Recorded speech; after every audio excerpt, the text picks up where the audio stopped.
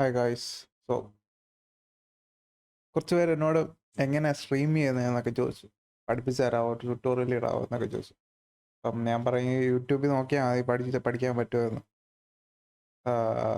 പക്ഷേ ഇപ്പം ഞാൻ വിചാരിച്ചു ചുമ്മാ ഒരു വീഡിയോ ഉണ്ടാക്കി ഇടാമെന്ന് വിചാരിച്ചു. എന്തായാലും യൂട്യൂബിൽ നോക്കിയാൽ മതി. വേറെ ഇഷ്ടം പോലെ ട്യൂട്ടോറിയൽസ് ഉണ്ട്. OBS ഡൗൺലോഡ് ചെയ്യാൻ. ഓക്കെ, ലൈവ് സ്ട്രീം ചെയ്യാൻ ഏറ്റവും എളുപ്പം OBS എന്ന് പറഞ്ഞൊരു സോഫ്റ്റ്വെയർ ഉണ്ട്. OBS studio. അത് ചുമ്മാ ഗൂഗിളിൽ സെർച്ച് ചെയ്ത് കഴിഞ്ഞാൽ ഗൂഗിളിൽ സെർച്ച് ചെയ്ത് കഴിഞ്ഞാൽ ഇത് കിട്ടും. കയറുക, ഡൗൺലോഡ് ചെയ്യുക. ഏതാ സോഫ്റ്റ്വെയർ എന്ന് വെച്ചാൽ വിൻഡോസ് എല്ലാം സെയിമാണ്. ഓക്കെ, ഇൻസ്റ്റാൾ ചെയ്യുക.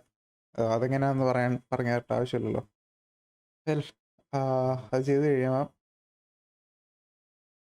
ഇങ്ങനൊരു സംഭവമാണ്. ഒരു മിനിറ്റ്. ഇങ്ങനൊരു സംഭവമാണ് നിങ്ങൾക്ക് വരുന്നത്. ഇതെല്ലാം MD ആയിരിക്കും. ആദ്യം ന്യൂസ് സീൻ എടുക്കുക. ന്യൂസ് സീൻ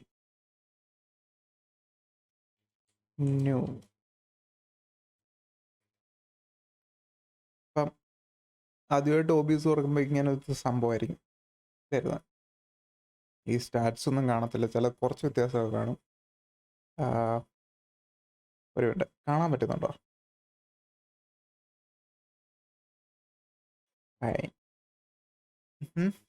ഇനി സ്ക്രീൻ എങ്ങനെ ക്യാപ്ചർ ചെയ്യുന്നതെന്ന്. സ്ക്രീൻ ക്യാപ്ചർ ചെയ്യാൻ ഇതിനകത്ത് സോഴ്സസ് ഈ പ്ലസ് ബട്ടൺ ക്ലിക്ക് ചെയ്യുക. അതിനകത്ത് നിന്ന് മീഡിയ ക്യാപ്ചർ അല്ല, ഡിസ്പ്ലേ ക്യാപ്ചർ എന്ന് പറയുന്ന സംഭവമുണ്ട്. അത് സെലക്ട് ചെയ്യുക. എന്നിട്ട് ഏത് മോണിറ്ററാണോ അത് സെലക്ട് ചെയ്ത് കൊടുക്കുക. എൻ്റെ 2 മോണിറ്ററുണ്ട്. അപ്പം ഏതാണോ അത് സെലക്ട് ചെയ്യുക. അത് സെലക്ട് ചെയ്ത് കൊടുത്തു കഴിഞ്ഞാൽ അത് ഡിസ്പ്ലേ ആവും ഇതിനകത്തോട്ട്. ഇനി ഇതിനകത്തോട്ട് നമ്മുടെ ക്യാമറ അല്ലെങ്കിൽ ഏതെങ്കിലും ഒരു ബ്രൗസർ മാത്രം ഷെയർ ചെയ്യാൻ പറ്റും. ഇങ്ങനെ നിനക്കറിയാമല്ലോ എങ്ങനെയാണ് ചെയ്യേണ്ടത്. മറ്റേ ഗൂഗിൾ മീറ്റിൽ ചെയ്യുന്ന പോലെ സംഭവം തന്നെ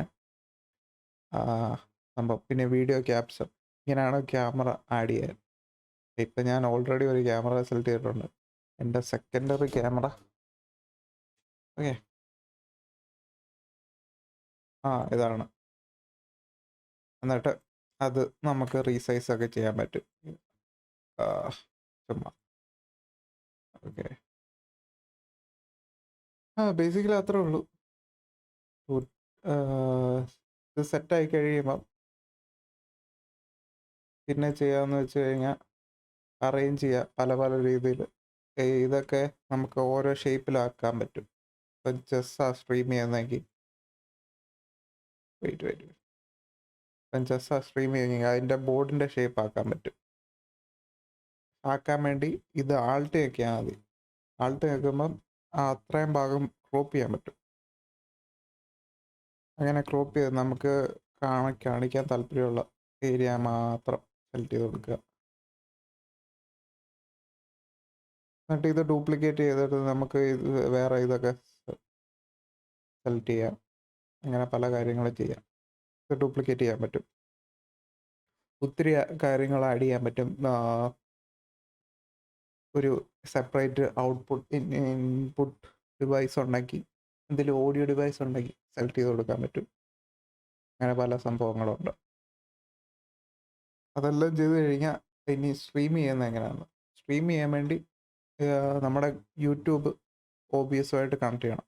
OBS-ആയിട്ട് കണക്ട് ചെയ്യാൻ വേണ്ടി സെറ്റിങ്സിൽ പോവുക. ഇവിടെ സെറ്റിങ്സ് ഉണ്ട്.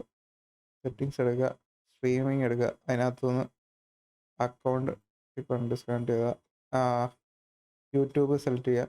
എന്നിട്ട് ഇവിടെ കണക്ഷൻ ബട്ടൺ കാണും. ഓക്കെ, ഇതിനകത്തുനിന്ന് യൂട്യൂബ് സെലക്ട് ചെയ്യുക. എന്നിട്ട് കണക്റ്റ് അക്കൗണ്ട്.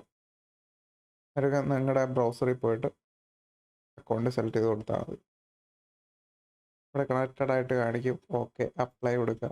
ഓക്കെ, എന്നിട്ട് സ്റ്റാർട്ട് സ്ട്രീമിങ്. അപ്പോൾ ഉടനെ തന്നെ യൂട്യൂബിൽ സ്ട്രീം ചെയ്യാൻ തുടങ്ങും. ഓക്കെ, യൂട്യൂബിൽ സ്ട്രീം ചെയ്യുന്നതിന് മുമ്പ് ആദ്യം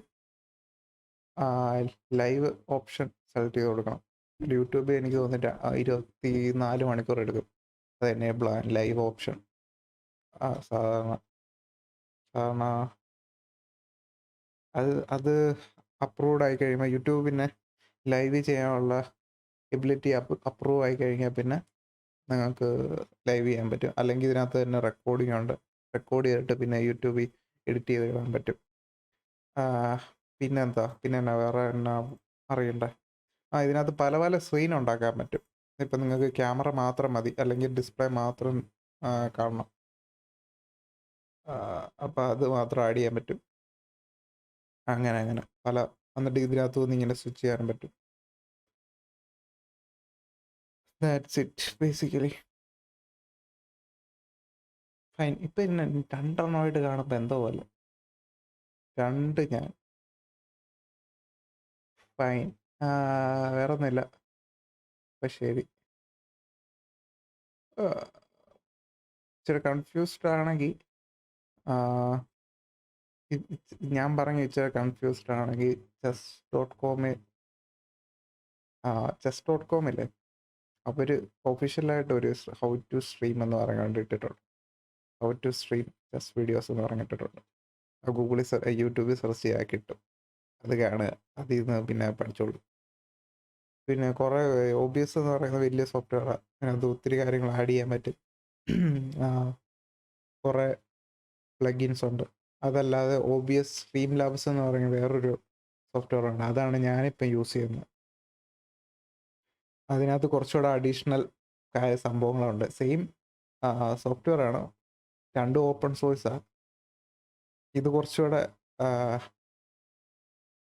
കുറച്ചുകൂടെ ഫീച്ചേഴ്സൊക്കെ ഉണ്ട്. അതിപ്പോൾ ആദ്യം അതിൻ്റെ ആവശ്യമൊന്നുമില്ല, സാധാ OBSൻ്റെ ആവശ്യമുള്ളൂ.